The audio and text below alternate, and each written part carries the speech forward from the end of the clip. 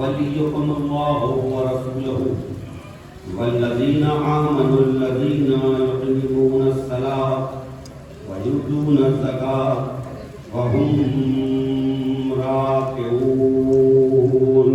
صلوا على محمد وعلى آله محمد. ایسے محرم رمضان 1447 ہجری کے سلسلے کی دوسری تقریر آپ حضرات صدقانے میں سماعت فرما رہے ہیں. دعا کو پروردگار ہماری اس عبادت کو قبول فرمائے. آمین. مشکل حالات میں سخت موسم میں جتنے مومنین مومنات اپنے گھروں سے نکل کے فرش ادا تک آئے ہیں، سیدہ کونین کے صدقے میں پروردگار اس کا بہترین اجر عطا فرمائے. یہ بات اپنی جگہ طے ہے کہ حالات کی سختیاں عمل کی معنویت کو بڑھا دیتی ہیں. یہ بات یاد رکھیے گا کہ حالات کی سختی عمل کی معنویت کو بڑھا دیتی ہے. دلیل کیا ہے؟ آپ اپنے بستر پہ آرام سے سو جائیں تو عبادت نہیں ہے.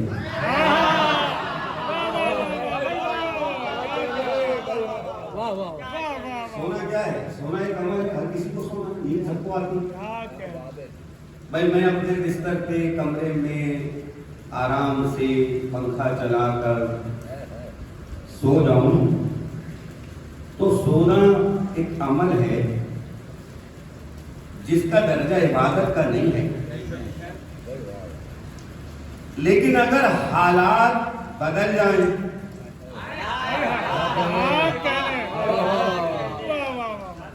حالات بدل جائیں اور کہا یہ جائے کہ باہر لوگ قتل کرنے کے لیے کھڑے ہیں، سو جاؤ.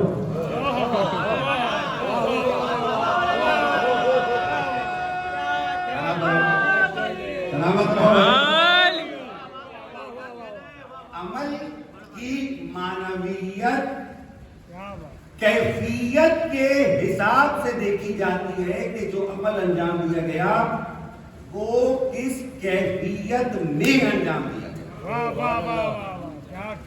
بعض اوقات ایک ہی عمل ہوتا ہے، کیفیت اور حالات اس کی اہمیت کو بدل دیتے ہیں.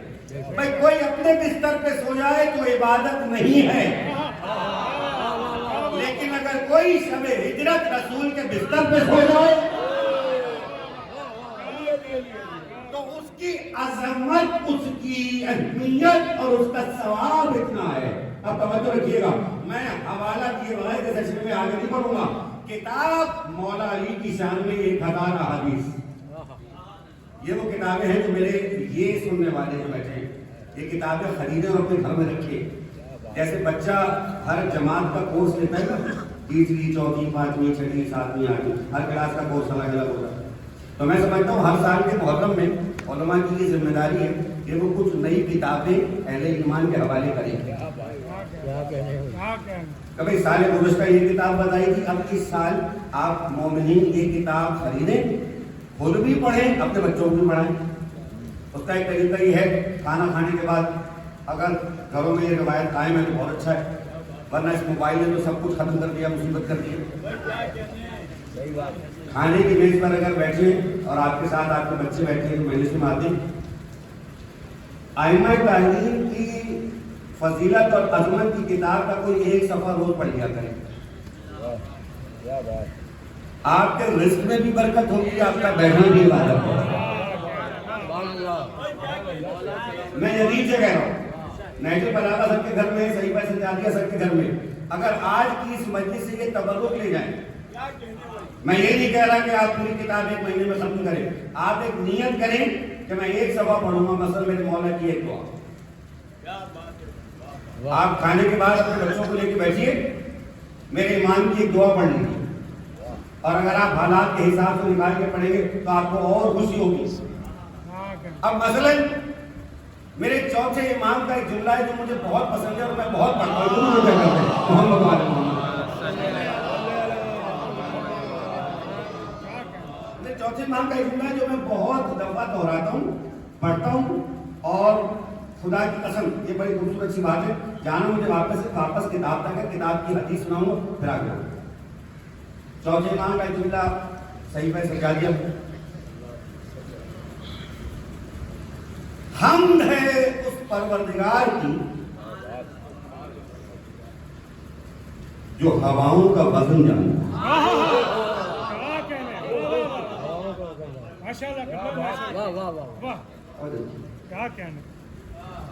دوسرا جملہ سنیں، حمد ہے اس پروردگار کی جو ہواؤں کا وزن جانتا ہے، حمد ہے اس پروردگار کی جو سمندر کی تہہ میں مچھلیوں کی سانسوں کی آوازیں تک سن لیتا ہے۔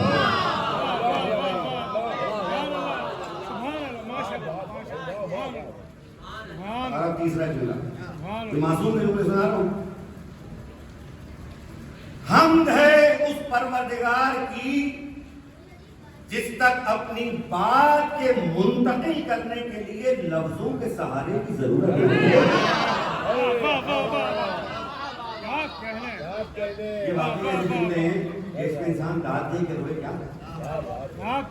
اور اب میرے مولا کا جملہ اپنا وظیفہ بنا لیا، کہے میرے رب تو مجھے عطا کر یا نہ کر، میں تیرے ہی در پہ بیٹھا رہوں گا، اس لیے کہ میں وہ سائل نہیں جو نہ ملنے پر دروازہ بدل لیتا ہے۔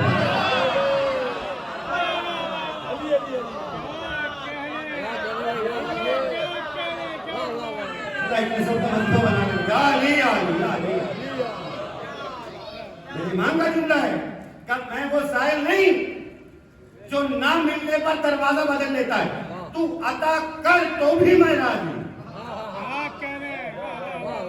تو عطا نہ کر تو بھی میں راضی۔ یہ منزل سمجھ میں آئی، رزن میں قضا و تسلیم آ گیا۔ مسائل سے مسائل کے مجھے نکالنا بڑا مشکل بنانا ہوتا ہے، لیکن میں کیا کروں اپنے لوگوں کو، اگر میں مولا کی معرفت کے کچھ جملے نہ سناتا تو ممبر پہ آنے کا کیا حق ادا ہوگا۔ صحیفہ سجادیہ کے جملے سنائیے، اپنے بچوں کو سنائیے، یاد کروائیے، نہج البلاغہ کے کلمات و قصار یاد کروائیے۔ ایک ایک جملے میں مولا نے سب کچھ سمیٹ دیا، کائنات سمیٹ دی۔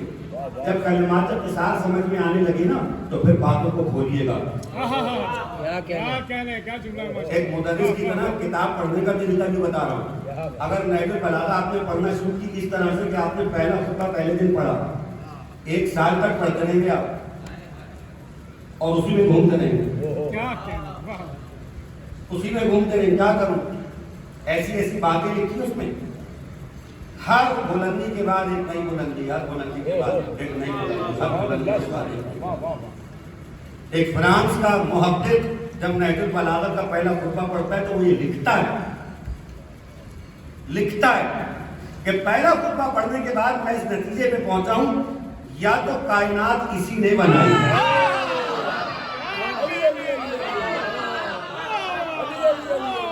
میرے اوپر کوئی الزام نہ لگائے، جا کے خطبہ پڑھ لے اور پھر بات کرے۔ کہتا ہے میں اس نتیجے پہ پہنچا ہوں، میں بچنے کو کم دیکھ کے اس بات سے بالکل نہیں گھبراؤں گا کہ داد کی آواز کم ہے۔ کچھ داد وہ ہے جو وہ دے رہے ہیں جو نظر آ رہے ہیں، باقی کی داد وہ دے رہے ہیں جو نظر نہیں آ رہے ہیں۔ اللہ اکبر۔ تو فرانس کا لکھنے والا جو غیر مسلم محقق ہے، اچھا غیر مسلم محققین ہمارے لیے بڑی نعمت ہیں، اس لیے کہ وہ سچی بات لکھتے ہیں، ان کی آنکھوں پہ تعصب کی عینت نہیں ہوتی۔ وہ جب تعصب کی عینت اتار کے اس نے نہج البلاغہ کو پڑھا تو کہا میں جب کے پڑھتا ہوں تو مجھے ایسا لگتا ہے یا تو کائنات اسی نے بنائی ہے یا جس کا کائنات بن رہی تھی کہ دیر سے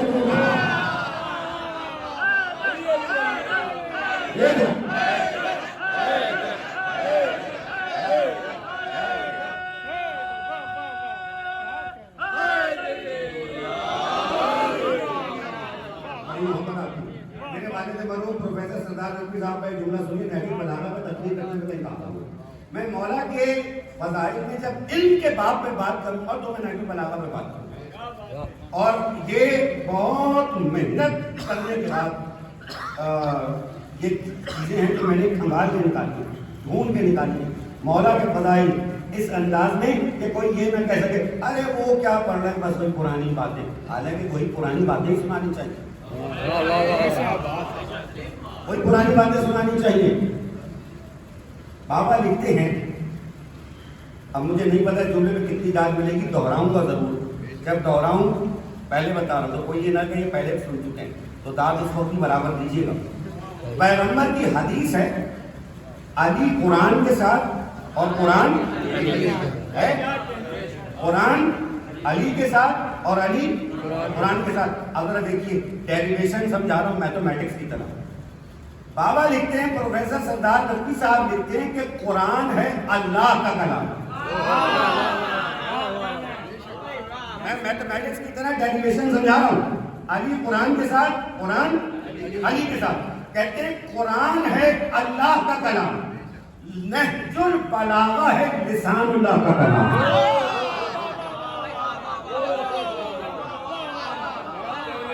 علی کون ہے؟ لسان اللہ کا قرآن ہے اللہ کا کلام، نہج البلاغہ ہے لسان اللہ کا کلام۔ اب جب پیغمبر نے یہ کہہ دیا علی قرآن کے ساتھ اور قرآن علی کے ساتھ ہے تو میں یہ بھی کہہ سکتا ہوں قرآن نہج البلاغہ کے ساتھ نہج البلاغہ۔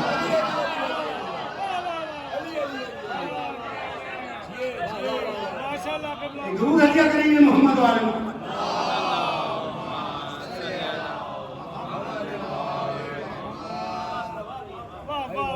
ابھی تو دوسری تقریر ہے، ابھی تو مجھے یہ بتانا ہے کہ علم کیا ہے، علم کی تعریف کیا ہے۔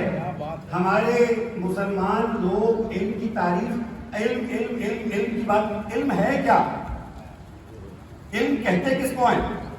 علم کا اثر کیا ہوتا ہے؟ علم کا اثر ہوتا بھی ہے کہ نہیں ہوتا؟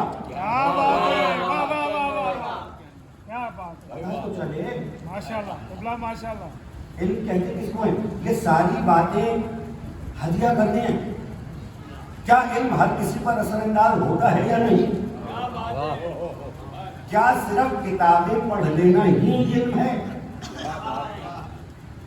میں پھر عرض کروں گا انشاءاللہ، ابھی تو میں نے ایک حدیث پہ بات روکی ہے، اور وہ عمل کہ جو معنویت میں افضل ہو جاتا ہے حالات کے اعتبار سے، لیکن علم کے عنوان سے ایک بات کر کے میں آگے بڑھ رہا ہوں۔ کیا علم ہر کسی پر اثر انداز ہوتا ہے یا نہیں؟ شریعت کی نگاہ سے اس کا جواب ہے ذبیحہ۔ کیا حکم ہے ذبیحہ کا؟ ذبیحہ کا حکم یہ ہے کہ جب ذبیحہ کیا جائے تو اللہ کا نام لے کے ذبیحہ کیا جائے۔ قرآن ہے۔ اگر اب یہ پوری آیت ہے کہ اگر کوئی جانور اس طرح سے مارا گیا، اس طرح سے مارا گیا، سین لگنے سے مارا گیا اور یہ ہو گیا تو وہ حرام ہے، الا یہ کہ جب تک وہ ذبیحہ نہ ہو۔ اچھا ذبیحہ تمہارے لیے فائدے مند، مردار تمہارے لیے نقصان دہ۔ اب میں دستے تک جو کہ سوال کروں، اگر کوئی غیر مسلم کے سوال کرے جانور وہی، ذبح کرنے والا وہی، چھری وہی، ایک اللہ کا نام لینے سے فائدے مند ہو گیا؟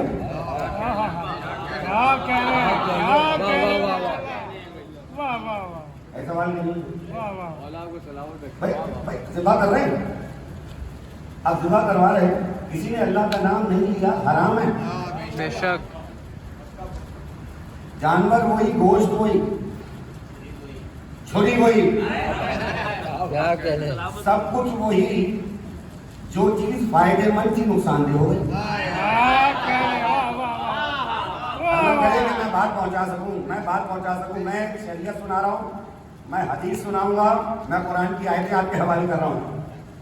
جو چیز فائدے مند تھی وہ نقصان ہو گئی ایک نام نہ لینے سے۔ بات پہنچ رہی ہے لوگوں تک، میں شکر گزار ہوں جناب۔ ایک نام نہیں لیا تو جو حلال تھا وہ حرام ہو گیا، جو فائدے مند تھا وہ نقصان دہ ہو گیا۔ اگر ذبیحے پر اللہ کا نام نہیں لیا تو حرام ہے، اور اگر علم حاصل کرتے وقت علی کا نام نہیں لیا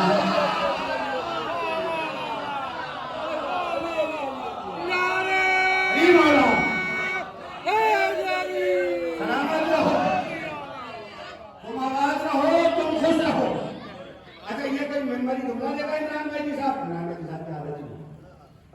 مہدی صاحب ممبری تقریریں کر رہے ہوتے تو 25 برس کی اس سنِ خطابت میں پتہ نہیں کتنے ممبر میں چکے ہوتے اب تک، مگر ممبری تقریر میں کرنی نہیں ہے تو کیا کریں، مدرس سے پڑھاتے ہیں، بچے کہتے ہیں ہمارے اسٹوڈنٹ کہتے ہیں ہمارے ساتھ، ہم تو جب تک لیسن پلان نہ کر لیں پورا بھائی یہ کیا ہے یہ کیا ہے یہ کیا ہے اس وقت تک بات ہی نہیں کرتے. یہ کیا ممبری بات کرتی کہ جب تک علی کا نام نہ لو. وہ علم جو فائدے مند ہے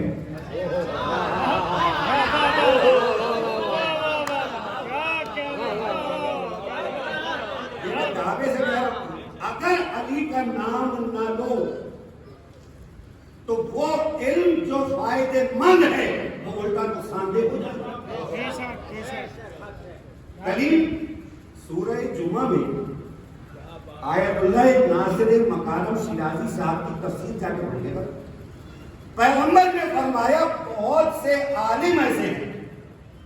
اس جملے پر آپ کی داد بتائے گی کہ مجمع کتنا اچھا بیٹھا ہے اور مجمع بہت اچھا بیٹھا ہے. میں نے حوالہ آپ کے حوالے کر دیا. آیت اللہ ناصر مکارم شیرازی بہت بڑا نام ہے. تفسیر سورہ جمعہ کہا بہت سارے عالم ایسے ہیں جن کو ان کے جہل نے تباہ کر دیا.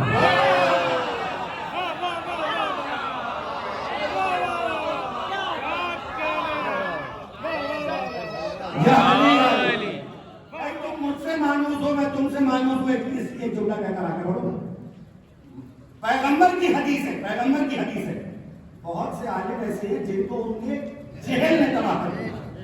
علم تو ان کے پاس تھا مگر وہ اس کے صحیح استعمال سے واقف نہیں تھے. بھائی اگر جن لوگوں نے اب تک داد نہیں دی ان سے میں داد کا متقاضی ہو کر ایک جملہ کہوں. ابو جہل اس لیے ابو جہل نہیں ہے کہ کتاب پڑھنا نہیں جانتا.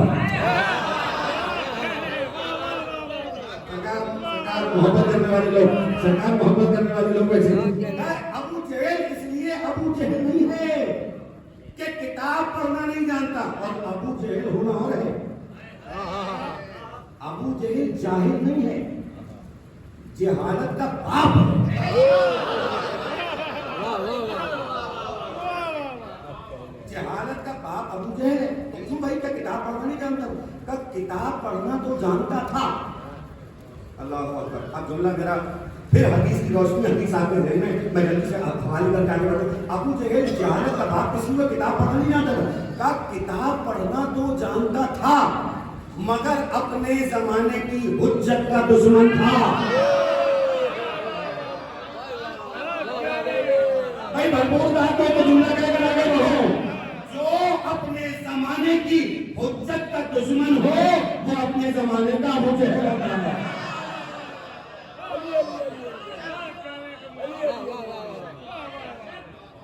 پیغمبر کی حدیث بہت سارے پہلے میں سے جن کو ان کی جہل نے تباہ کر دیا. اب یہ بھی پیغمبر سے پوچھا گیا ایک واقعہ پورا. مجھے نہیں پتا تھا تقریر اس عنوان میں شہر ہے. رسول فرماتے ہیں میرے دین کی کمر دو لوگوں نے توڑ دی. میرے دین کی کمر دو لوگوں نے توڑ دی. کہا کون؟ کہا ایک بے عمل عالم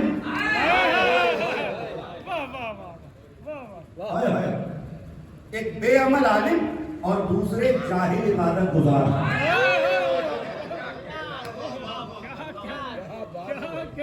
حدیث ہے پیغمبر کہ میرے دین کی کمر دو لوگوں نے توڑ دی. کون؟ کا ایک بے عمل عالم دوسرے جاہل عبادت گزار. عبادتوں پہ عبادتیں کیے جا رہے انہیں پتہ ہی نہیں کہ وہ کر کیا رہے. ہاں بس بات یہی ہے. عبادتیں تو بہت سارے لوگوں نے بہت کی. پیغمبر نے کہا کہ جاہل عبادت گزار اسے پتہ ہی انہوں نے میری دین کی کمر توڑ دی. اور ایک بے عمل عالم. پھر ایک مقام پر کسی معصوم سے روایت کر دی گئی ہے غالباً خود حدیث یہ پیغمبر کی ہے. میں گہری بات کہہ رہا ہوں اس کی ٹھہر کے کہہ رہا ہوں تاکہ لوگوں کو یاد رہے. تیز بولنے میں بعض اوقات جملے لوگوں کے ذہن سے نائب ہو جاتے ہیں. پوچھا گیا یہ بتائیے یہ کیسے پتہ چلے علماء حق کون ہے اور علماء سو کون ہے؟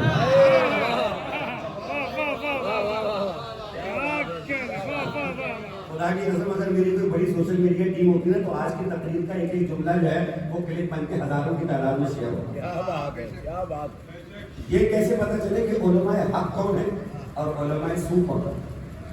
فرمایا یہ دیکھ لینا کہ عالم زردار کے دروازے پر ہے یا زردار عالم کے دروازے پر ہے.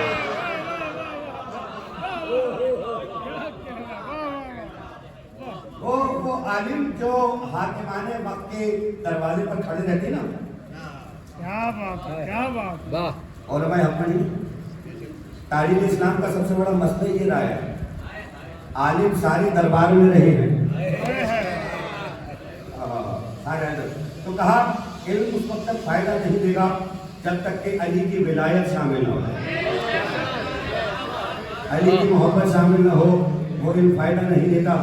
جلدی سے 6 مسئلے پڑھوں اور آگے بڑھ جاؤں اپنے والد بنوں. پروفیسر سردار نقوی صاحب کے 6 مسئلے مجھے پسند بہت ہیں. آپ لوگوں نے بڑی محبت سے بڑی ہی متجسس نگاہیں ہمدن گوش ہو کر آپ نے تقریر سنی ہے اور حق ادا کیا ہے آپ نے. آپ یقیناً مصروں کا بھی حق ادا کریں گے.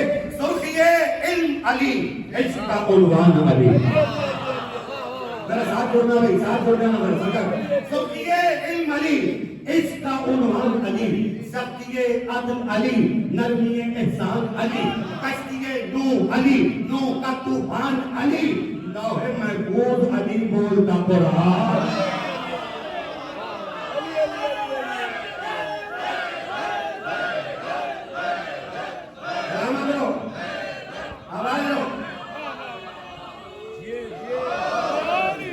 پچھلے پہ اتنی قیمت کے لیے چھٹا مسئلہ دیکھیے گا، 5واں چھٹا مسئلہ دیکھیے گا. کہا کہ سرخی علم علی، عشق کا عنوان علی، سختی عدل علی، نرمی احسان علی، کشتی نوح علی، نوح کا طوفان علی، لوح محفوظ علی، بولتا قرآن علی. سرحد فکر و تخیل سے کہیں والا ہے. ارے نور کی آنکھ سے دیکھو تو علی آلہ، علی آلہ.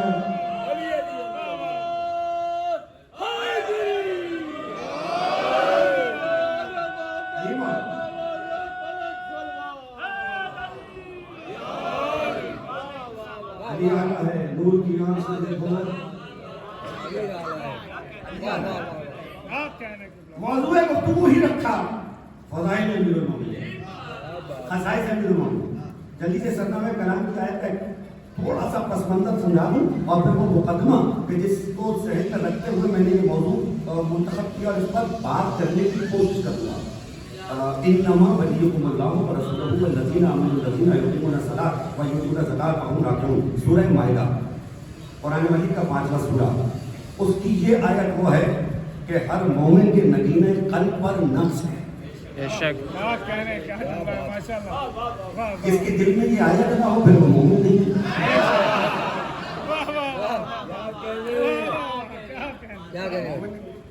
اس آیت میں اب پھر سنیے آپ حوالہ آیت اللہ ناصر مکارم شیرازی سورہ مائدہ. اسی آیت کی تفسیر پس منظر کیا ہے؟ رسول اللہ کے ایک صحابی بیٹھے پہاڑ میں ایک ٹیلے پہ.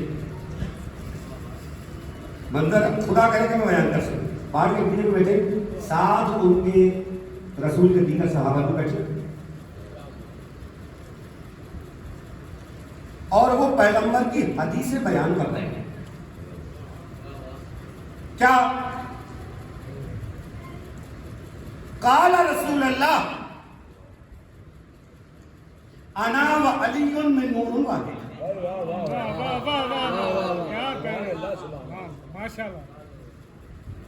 رسول اللہ نے فرمایا میں اور علی ایک نور سے. ابھی ان کی گفتگو آگے بڑھی کہ انہوں نے دیکھا ایک آرابی شخص گھوڑے پہ سوار ہے. اس نے اپنی ابا سے چہرے کو چھپایا ہوا ہے. وہ چلتا ہوا آیا اور آ کے بالکل مجمع میں پیچھے بیٹھ گیا. پیچھے بیٹھ گیا اور جب وہ پیچھے بیٹھ گیا یہ پیغمبر کی جو حدیث سنائے مولا کی شان میں حدیثیں سنا رہے. وہ کہتا جائے نام بے شک پیغمبر نے فرمایا، نام بے شک پیغمبر نے فرمایا، نام بے شک پیغمبر نے فرمایا. جب یہ اپنی حدیثیں تمام کر چکے تو اب وہ شخص بولا قال رسول اللہ صلی اللہ علیہ وسلم، رسول اللہ نے فرمایا علی وہ ہے جو کافروں کی کمر توڑنے والا ہے۔ ابھی کہتے ہوئے نقاب پڑھی گی، علی وہ ہے جو کافروں کی کمر توڑنے والا ہے۔ اب انہوں نے کہا نام، بے شک۔ پھر اس نے کہا رسول اللہ نے فرمایا علی وہ ہے جو مشرکوں کو مایوس کرنے والا ہے۔ انہوں نے کہا نام بے شک۔ پھر انہوں نے کہا رسول اللہ نے فرمایا علی میرا بھائی ہے اس دنیا میں بھی اور آخرت میں۔ انہوں نے فرمایا نام بے شک۔ پھر اس نے فرمایا رسول اللہ نے کہا کہ علی وہ ہے کہ جس کی محبت سے مومن اور منافق کی پہچان ہو۔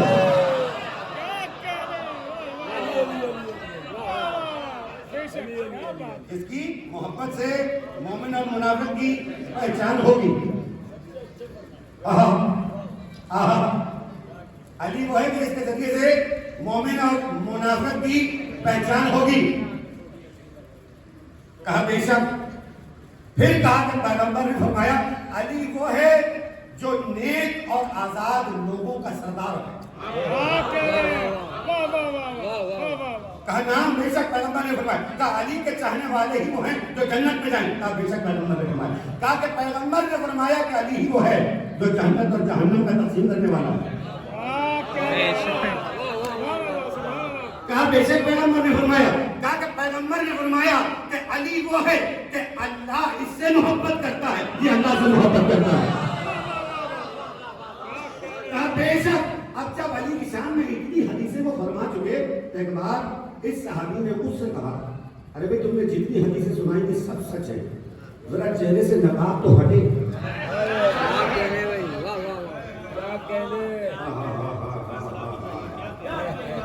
ذرا چہرے سے نقاب تو ہٹے تو ہمیں معلوم تو ہو کہ یہ کون پیغمبر کا وہ صحابی ہے کہ جو پیغمبر کی اتنی سچی حدیثیں سناتا ہے۔ حالات بدل جائیں نا تو عمل کی معنویت بڑھ جاتی ہے۔ بھائی جنہوں نے داد نہیں دی ان کے سوا رہ جائے گا۔ میرا شہدائے کربلا کے ممبر پہ بیٹھ کے علی کی شان میں حدیثیں سنانا اور ہے، دار پہ جا کے میسر کا حدیثیں سنانا۔ خدا کی قسم، خدا کی قسم کہا کہ ذرا نقاب ہٹے تو پتا تو چلے کہ یہ کون ہے جو پیغمبر کا سچا صحابی۔ اب پوری روایت لکھی ہوئی ہے، میں ذمہ دار ہوں۔ کہا کہ اب جو نقاب ہٹی تو لوگوں نے دیکھا کہ پیغمبر کا وہ صحابی کہ جس کے لیے پیغمبر نے کہا زمین نے اس سے زیادہ سچے شخص کا بوجھ نہیں اٹھایا۔ علی مولا جملہ ضائع نہ ہو جائے۔ کہا دیکھا کہ پیغمبر کا وہ صحابی کہ جس کے لیے پیغمبر نے ارشاد فرما چکے کہ زمین نے اس سے زیادہ سچے شخص کا بوجھ نہیں اٹھایا، آسمان نے اس سے زیادہ سچے شخص پر سایہ نہیں کیا۔ یہ ابو ذر ہے، یہ چہرے پر نقاب ڈال کر ساری حدیثیں کیوں سنائیں؟ اس لیے کہ کہیں یہ نہ کہہ دیں کہ یہ تو سچا صحابی ہی نہیں ہے۔ ساری حدیثیں سنا اور اب دیکھا کہا یہ سچا صحابی جو حدیث شان سے سنائی وہ حق۔ ابو ذر کا سب سے بڑا جرم یہی ہے کہ وہ سچ بولتا ہے۔ مسلمانوں کے معاشرے میں عید اللہ ظاہر نہ ہو جائے، مسلمانوں کے معاشرے میں سچوں کا گزارا مشکل ہے۔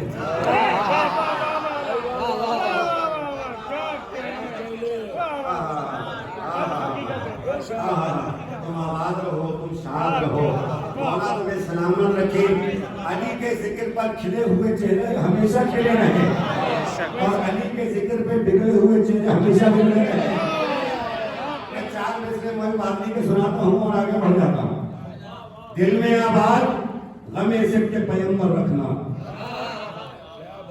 آپ بزرگوں سے داد چاہیے مجھے خاص اس میں بہت توجہ سرکار، میرے بہت اچھے سننے والے بیٹھے، مولا کے چاہنے والے دور دور سے سننے آئے، اس موسم میں آئے میں نے آپ کی عظمت بتا دی۔ دل میں آباد غم عشق کے پیغمبر رکھنا، اس میں اولاد نبی مثل ابو ذر رکھنا،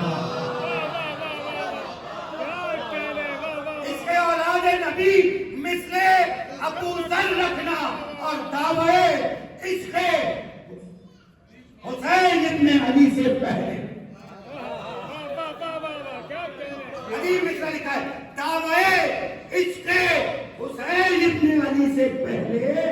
कम से कम ज़र्फ समंदर के बराबर रखना।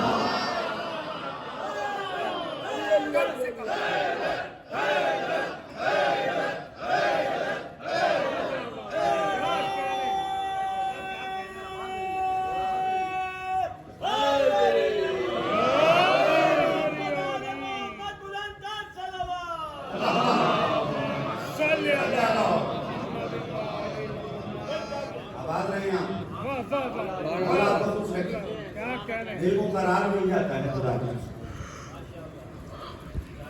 इस रोबोटिक लाइफ में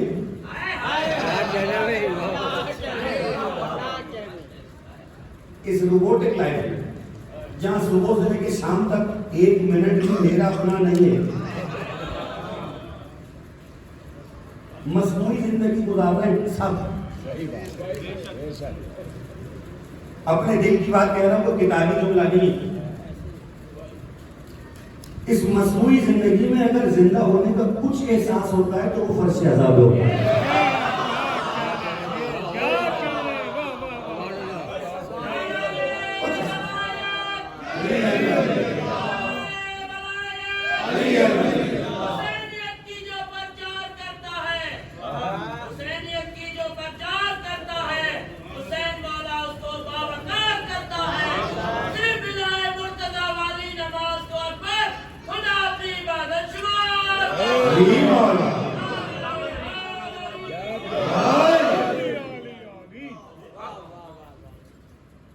वो साहबी इरशाद फरमाते हैं,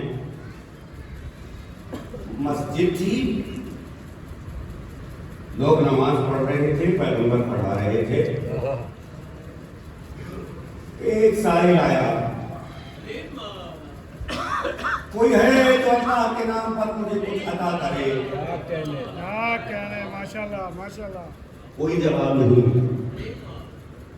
जब जवाब नहीं मिला तो वो बाहर गया। सही का फकीर था।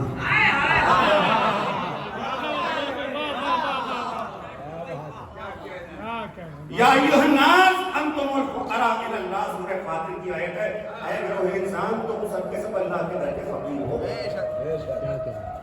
अच्छा, सही फकीर था। आज की दुनिया में एक बड़ा मसला ये है कि लोग फकीर को और भिखारी को एक तस्वुर करते हैं। फकीर और भिखारी एक नहीं है। जिसे दुनिया छोड़ दे वो भिखारी हो जाता है।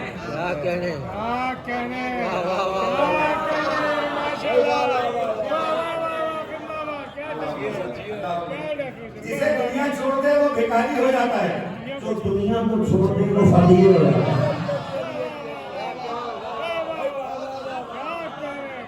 हम फकीर लोग बैठे हैं, हमें प्रोटोकॉल का मसला नहीं है, हम दरवेश लोग बैठे हैं। अली के पे जो जितना सर झुका के जाए मौला उसको उतना ही ऊंचा मकाम करना। यूं कहूं उसी के मुकद्दर का सितारा चमकता है। अगर सितारा अली की चौखट पे सजदा ना करे तो सितारा ना रहे। वो फकीर सही मानों में फकीर था।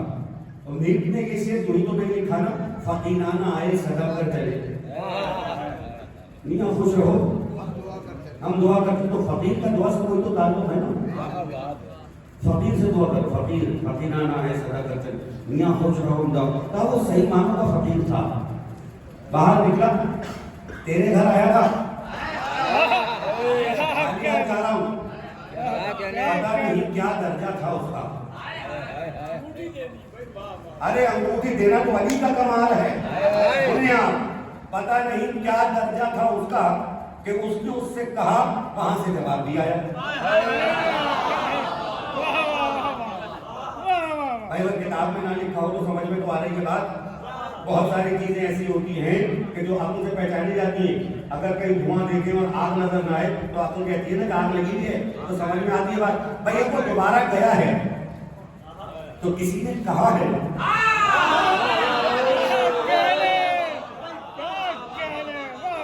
ये एक बार वो आगे कह चुका, कोई है जो मेरी मदद करे, नहीं की, बाहर चला गया। जब बाहर चला गया मेरे घर आया था, इसका मतलब है वहां का चैप्टर क्लोज करके आया। अभी कह रहा है تیرے گھر آیا تھا واپس جا رہا ہوں, یہ دوبارہ کیوں گیا؟ کسی نے کہا نا کہ دوبارہ جا, اب دوبارہ گیا. کوئی ہے کہ جو اس کے نام پر مجھے کچھ عطا کرے؟ تھے تو سبھی.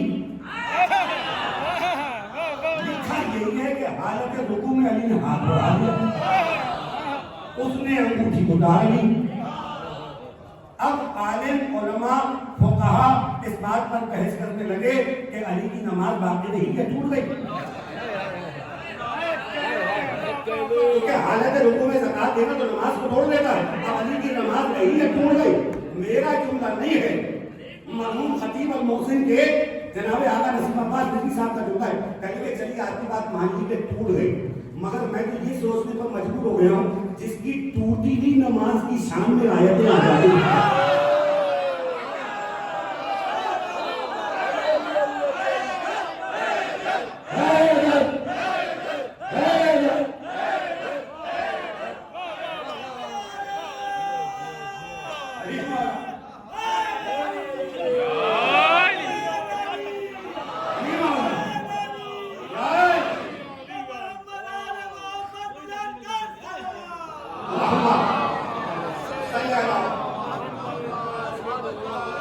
اس کی ٹوٹی ہوئی نماز کی شان میں آیتیں آ جاتی ہوں, اس کی جڑی ہوئی نماز کیا ہوگا, اس کا رکوع کیا ہوگا, اس کا سجدہ کیا ہوگا, اس کا جہاد کیا ہوگا, کیا مقام ہوگا بھائی؟ کہا کہ اس نے علی نے ایسے اشارہ کیا اور اس نے انگوٹھی اتار دی. تھے تو سبھی نا, یہ علی نہیں کیوں دی؟ اب کوئی اگر اس روایت کا انکار کر سکتا ہے تو کر دے. حقیقت سب نے یہ لکھی ہے, وہ آیا تھا سائل مانگ رہا تھا اللہ سے. جو میرے جملے پر عقیدہ رکھتا ہے وہ ہاتھ نیچے نہ رکھے, مانگا اللہ سے ملا علی سے ہے.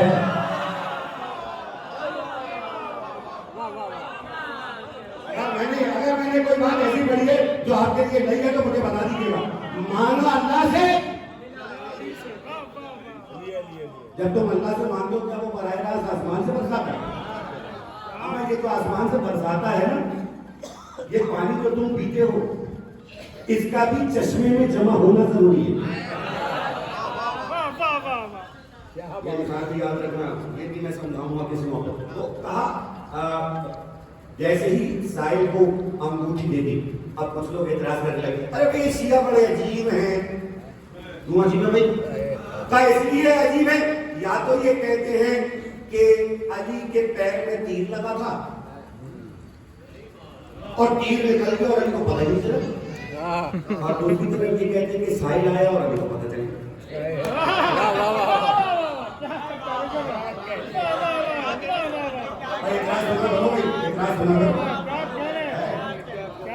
یہ بھی نمبر سے پڑھتے ہیں کہ میدان جنگ میں علی کے پیر میں تیر لگا اور کہا کہ جب حالت سجدہ میں ہوں تو تیر نکال لو, مجھے پتہ نہیں چلے. اب تیر نکال لیا پتہ نہیں چلے. دوسری طرف یہ کہتے ہیں سائل آیا اور اس نے کہا کہ کوئی ہے کہ تو اللہ کے نام پر. علی نے سن لیا اور علی نے کچھ دے دی. یہ دونوں باتوں میں تضاد نہیں. کبھی کبھی جب پہلے آیا تھا تو واپس گیا, جو پہنچ گئے ان کو میرا سلام. جب پہلے آیا تھا تو واپس گیا, جب دوبارہ آیا تو علی نے عطا کیا. میں یہ کہتا ہوں تم اس بات پہ حیران ہو کہ علی کو یہ کیسے پتہ چل گیا کہ سائل آیا ہے. علی نے سائل کی آواز پر نہیں دیا. اللہ اکبر, اللہ اکبر.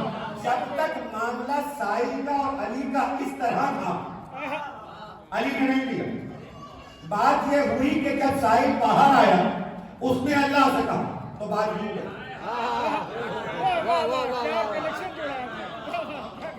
بات یوں گئی اللہ تک, اللہ سے پہنچی علی تک.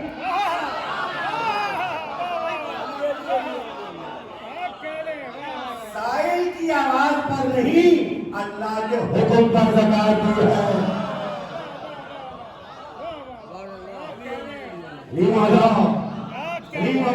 اور جیسے ہی پیغمبر نے اپنی نماز کو تمام کیا تو دیکھا لوگوں نے کہ چہرہ جو ہے خوشی سے سرخ ہے، چہرہ خوشی سے سرخ ہے. اور پیغمبر نے کہا ابھی جبریل آئے تھے اب وہ مجھے یہ آیت دے کے گئے ہیں انما ولیکم اللہ ورسولہ والذین آمنوا الذین یقیمون الصلاۃ ویؤتون الزکاۃ وهم راکعون. ایک گروپ بڑے محمد وعلی محمد.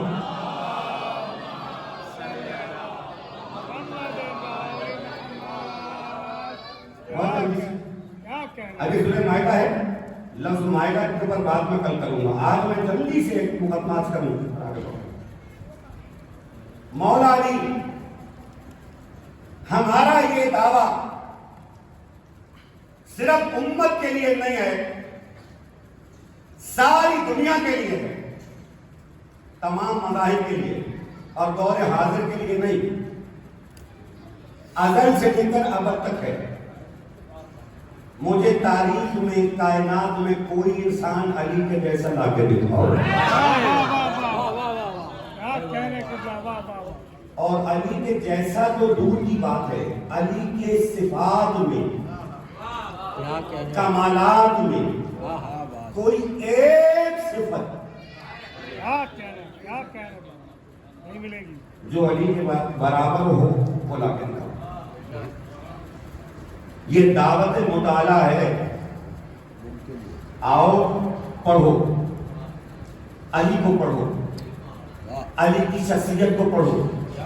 ذمہ داری صرف عمران مہدی صاحب کی نہیں ہے، اس لیے کہ علی تو کمالات کا وہ سمندر ہے. جملہ پھر اچھا کہہ رہا ہوں، علی کمالات کا وہ سمندر ہے جس میں فضائل کے دریا آ کے گرتے ہیں.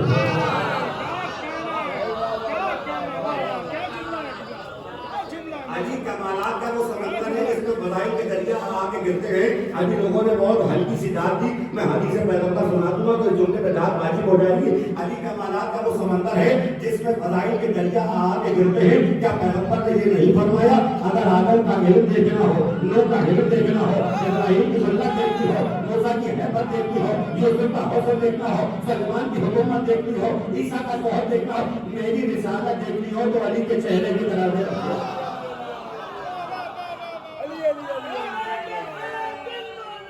علی مولا، علی مولا، علی مولا، علی مولا.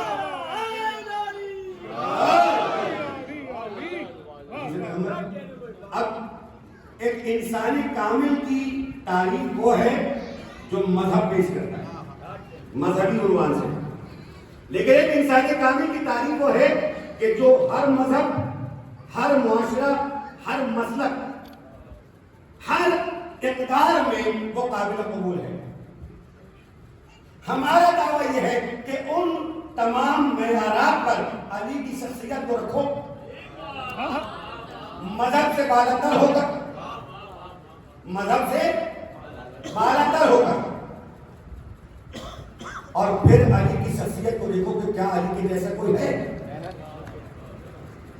کیا تاریخ اسلام میں کوئی اور ہے جس کی شان میں غیر مسلموں نے شیر لکھا؟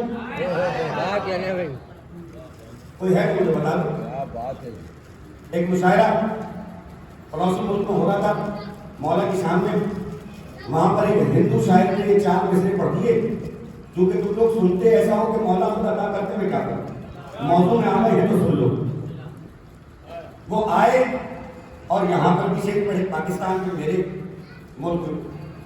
جب یہاں آئے تو انہوں نے وہی 4 میں سے جو وہاں پڑھے تھے یہاں پہ. کیا خوبصورت میں سے پرائے دیش میں اپنی سی خو ڈھونڈ لیتے ہیں. ایک مصروں پر سوائے اس شخص کے جو قسم کھا کے نماز کے ہاتھ باندھ کے رہے، وہ بغیر داد دیے رہ نہیں سکتا. آخری بات ہے، پرائے دیش میں اپنی سی خو ڈھونڈ لیتے ہیں، علی والے علی والوں کی خوشبو ڈھونڈ لیتے ہیں.